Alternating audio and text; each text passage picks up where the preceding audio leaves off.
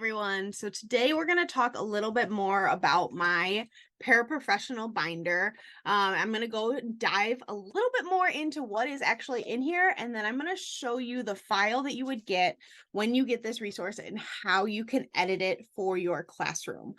So I hope this kind of helps give you a little bit more insight to what this could look like, and how I've used it in my previous classrooms to help some maybe difficult conversations that I need to have with paraprofessionals about setting expectations. So again, I'm going to show you a little bit more. I'm just going to kind of walk through and swipe through so you can see what's inside. And then I will share my screen so that you can see what the actual file looks like. So I just kind of created this cover. You will get a cover that has either says assistant binder or training binder or whatever. And then you can put your name exactly on it like I did. So the first thing that I have is that general expectations. And again, I will kind of show this to you. If this is hard to read, I will show this to you direct file. So I kind of go over the hours, some extra duties that we have, the storage of your belongings, the schedule, that's your expectations, when you get to have lunch, and where to park. So kind of like the main things that are super important to start off the year. General building and classroom information, again, more about your district email, your materials that I need you to prep. Visitors at work, I didn't think I had to put that in there, but apparently I do, because that's some things that you just need to remind people, can't have visitors at work. Attending faculty meetings, any other assistant expectations. It kind of goes through a little bit more of like, we are a team. We're going to refrain from gossiping. We're going to keep our students positive and upbeat. If you have a problem or concern, here's the things that we can do. More things like that. Keep an open mind, things that you can do about the year, things that you will learn in this year.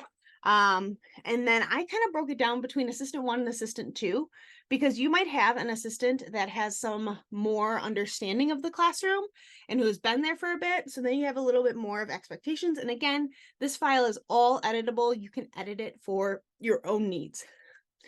And then assistant 2 might do more maintaining of the classroom, like smaller tasks. But again, both are easy to use. You can delete this page if you don't feel like your assistants are different.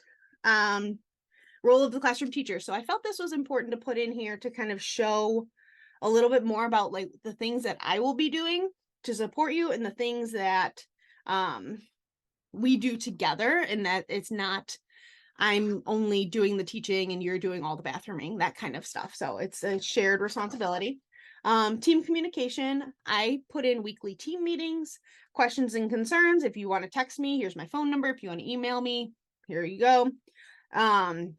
Attendance is important. It talks about professionalism with attendance, and how to call off, that kind of stuff.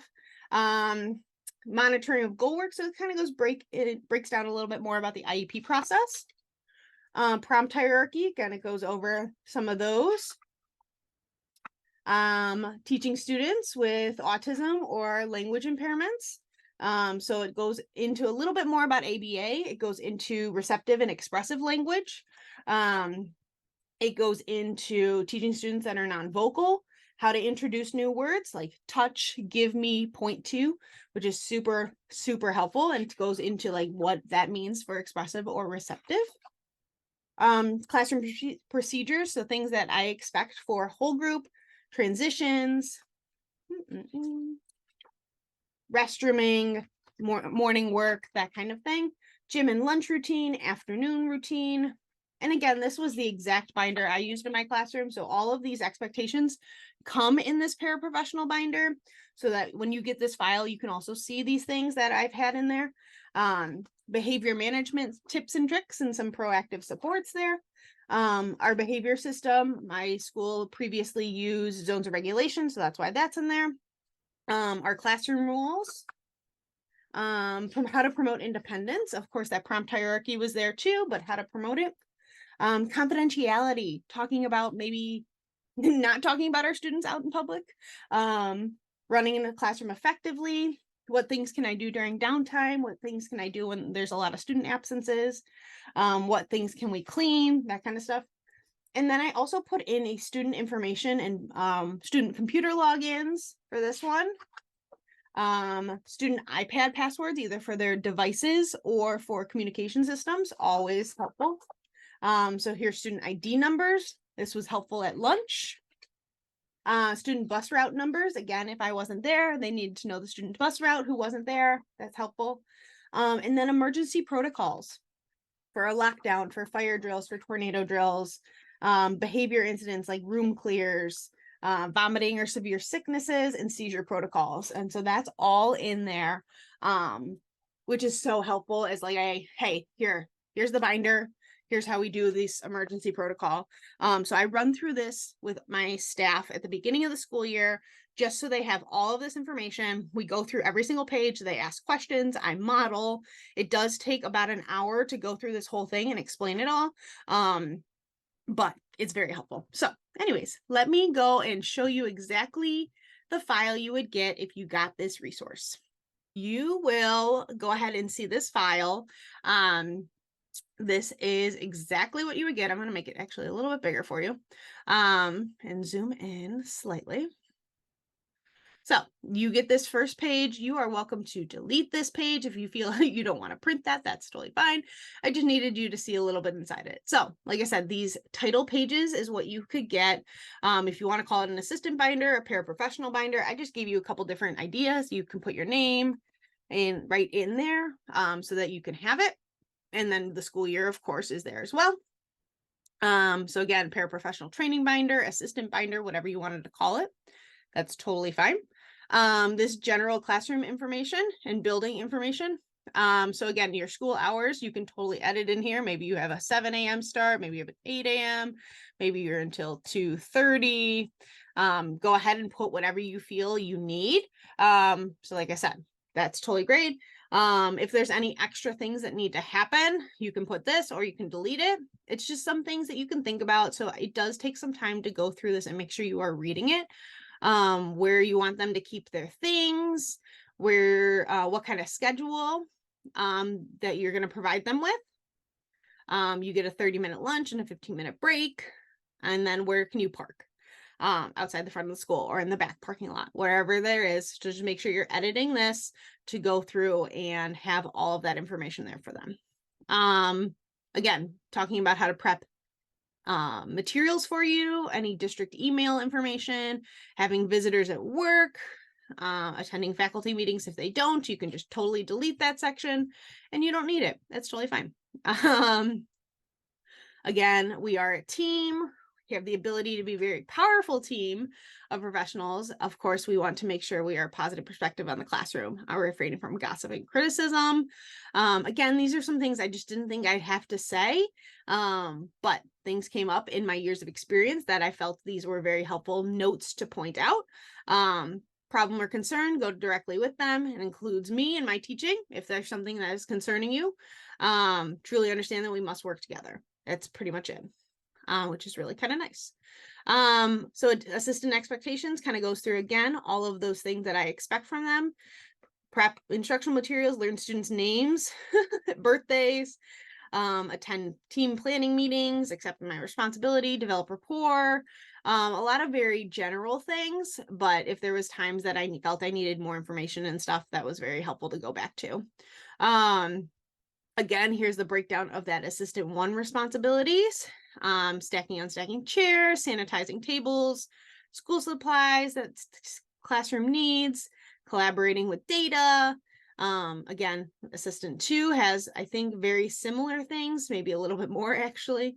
Kind of goes through a little bit more details of setting up schedules, undoing student binders for at the end of the day.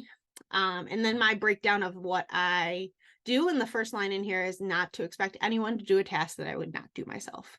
And I feel like that's super helpful to just be point blank. Like, I will make sure that I'm not doing less than what you are doing, because we need each other.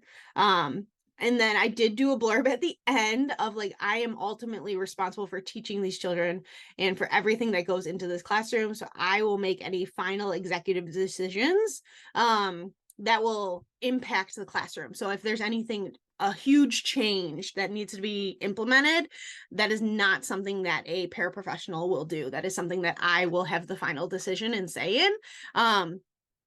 whether that's a parent requested a student to move, you as a paraprofessional are not allowed to tell parents, yes, that child can move to a different classroom. That is not something that you can do. Yes, we are a team, and I see all the paraprofessionals that I've ever worked with as also teachers, but I will not let them have that responsibility because that could be legal. It could be concerning, and there's just a fine line there. So again, I will take responsibility for all of those things. So again, all of that information is there. Weekly team meetings we talked about, questions or concerns, you can talk to me. Attendance, we need your attendance. So again, monitoring that goal work. I'm just going to kind of go through this a little bit more. If you want to pause this video at any point so that you can read through these a little bit more, you totally can. I will try to keep it as still, at least for a couple seconds, so you can pause. But again, if you don't use hand over hand, which is not a thing that people use anymore, you are welcome to just delete it, which is fantastic. So it talks about prompting hierarchies. It talks about ABA. Again, if your school is not rooted in ABA, you are welcome to delete. That's the best part about this file that you would get, is it's easily editable. Talking about students with language impairments, how to introduce new words and new concepts. Like I said, I break down that receptive and expressive language, which is really helpful. Being able to do different type of classroom procedures, how to use the bathroom, how to do morning routines with the students. And I would go through and talk through again with all of my staff about these things, the things that I expect.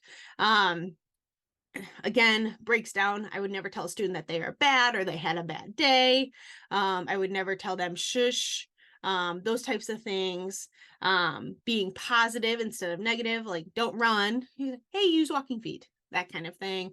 It's just things that we don't think about. And then I talked about our crisis management at the end there. Again, if you don't use crisis management, you can pull it right out of there. You use a different crisis management, you can change it totally.